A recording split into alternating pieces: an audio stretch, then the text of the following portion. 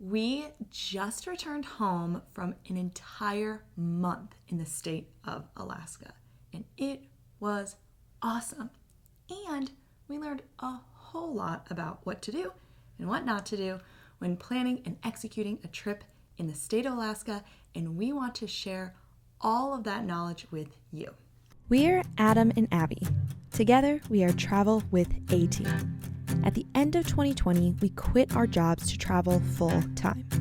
We started in Hawaii, explored the Great West in an RV, and took on Alaska, the last frontier.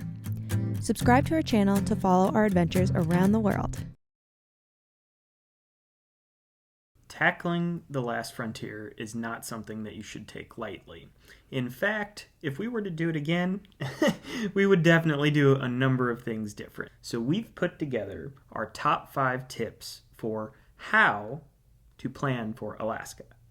Number 1, plan and book well in advance. We recognize that this year might be a little bit exceptional because we've seen a lot more domestic travel given everything that's been entailed with COVID. However, everything in Alaska was booked. Like literally every single hotel, every town we went to, everything was fully booked. And some of the best experiences we had, for example, Shearwater Cove when we stayed in the yurts, which was so much fun, they only had 4 yurts, like literally 4 yurts. So you had to book that, and fortunately we were able to get one. But when you find what you want to do in Alaska, you really have to jump on it because the reality is that there really just isn't that much available supply. And if you don't book early, you might not get what you want. Number 2, Alaska is expensive. It is expensive. It was a little bit pricey. So it is not cheap. Hotels, our average cost per night, really ran about $200, and we were not reaching it all. We were really trying to cut corners to get to that rate. We used Airbnbs and VRBOs where possible. The one thing I will add is that there were actually, ironically, a couple good point redemptions. We stayed at Hyatt's in Fairbanks and Anchorage, and the price per night, had we paid in cash, would have been $400 to $500, which is insane for a Hyatt place or Hyatt house. But it was actually only like 8,000 or 12,000 points. So there can be a couple places where you might be able to get away with good redemptions, but holistically, expect your average cost per day to be somewhere between $300 and $500 if you're being relatively conservative. You can't really get around without a car, so you need to rent a car. And if you've seen any of our Alaska videos, we did Turos because there weren't any other cars. That was all we could do.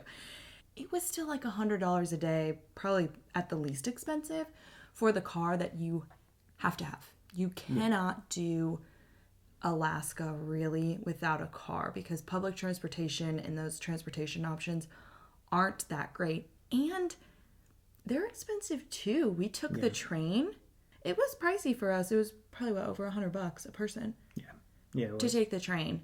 And food is also not that cheap either. So when you go out to dinner, you're gonna be spending money, which is why we lean towards VRBOs a lot, is so you have a kitchen and you can make your own food. You might also end up with some unexpected expenses, as we did on a number of occasions.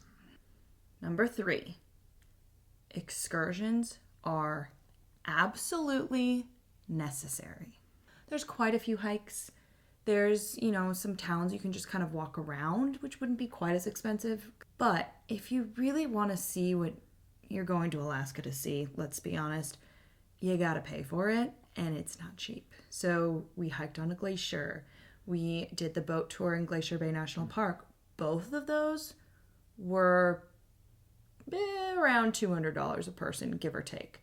In most cases, we would say they were worth it, but again, we were having trouble finding cheaper options for things outside of the excursions that would still get us that authentic Alaskan experience. Mm-hmm. And there are ways to do it. Like, there 100% are. We saw a lot of people who were camping, who were kayaking. A, you have to have your gear. B, you have to know what you're doing and where you're going.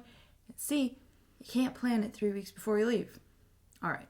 Number 4 might be the most important one, especially if you are not from the Pacific Northwest. If you are from anywhere else in the country or world, listen up. Number 4, embrace the rain or do not go to Alaska in the summer.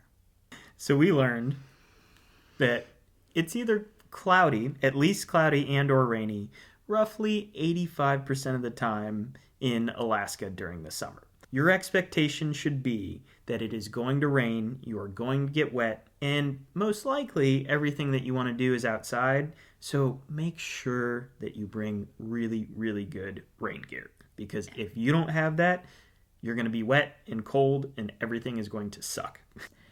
Sunshine is a gift that you should embrace. But don't make plans and say, well, let's wait to do this until it's sunny, because you might not ever get to do it. The one silver lining here is that with most of the excursions, what we experienced was that the outfitters or providers very often had rain gear available, or at least helpful clothing that could try and keep you warm. So, for example, the rafting trip, top to bottom, in our rubber suits. When we went kayaking in Glacier Bay, same idea. You got to be comfortable in the rain. Our final tip, which is related, number 5, pack layers, but don't overpack. Now, this seems contradictory, but it kind of is. However, as we were mentioning, it could be sunny, it could be rainy, it could be cold, it could be warm, it could be any of those things all in one day, honestly. So you need to make sure you have layers, but don't bring your whole life with you. When we hiked the Mount Healy Overlook Trail, I don't think I've ever changed layers that many times in my entire life. You also have to be comfortable wearing the same clothes on multiple occasions. The reality is that you're probably going to end up wearing some of the same clothes twice or 3 times, or maybe even for the better part of a week. But at the same time, I cannot imagine lugging around a massive suitcase in Alaska. It just wouldn't be practical. Even for as long as we went with our carry-ons and backpacks. So we're kind of used to it. But again, having lots of stuff there makes things exceptionally complicated, especially if you're going to do a small plane or a boat, or pretty much any of the forms of transportation make it challenging. You don't want too much stuff, but you want the appropriate layers, and nothing in Alaska is fancy. The mantra is casual, practical outdoor clothing. We learned so much about Alaska during this trip. Alaska was easily our most unique adventure. We wouldn't do it this way probably again. We had some of the most incredible experiences of our lives, and we messed it up along the way. Hopefully these short little tips will help you not make the same mistakes that we made. And it is very possible, if you are going on a short Alaskan trip, a week or 2, it might be the most economical and logical thing to do is just take a cruise. It might just be cheaper, less stressful, and a whole lot logistically easier to get on a cruise boat. The second option would be going through a outfitter. Mm-hmm. We ran into a whole number of people that had booked these amazing trips through outfitters, and they literally take care of everything from top to bottom, including, for example, providing kayaks, providing gear, tents, you name it. The logistics in Alaska are indeed very challenging.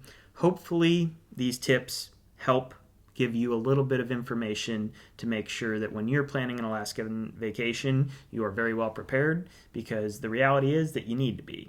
The last frontier, as they call themselves, it can be somewhat treacherous in a variety of ways. So you really need to be aware, be informed, and be prepared to make sure that you have an awesome trip. We hope that your future Alaskan vacation is absolutely incredible. Be sure to check out our past Alaska adventures, as we've been referencing this whole time, to get an idea of what we actually did and what we actually thought of it. Hit that subscribe button while you're here. We are headed off on more adventures, and we will see you next time.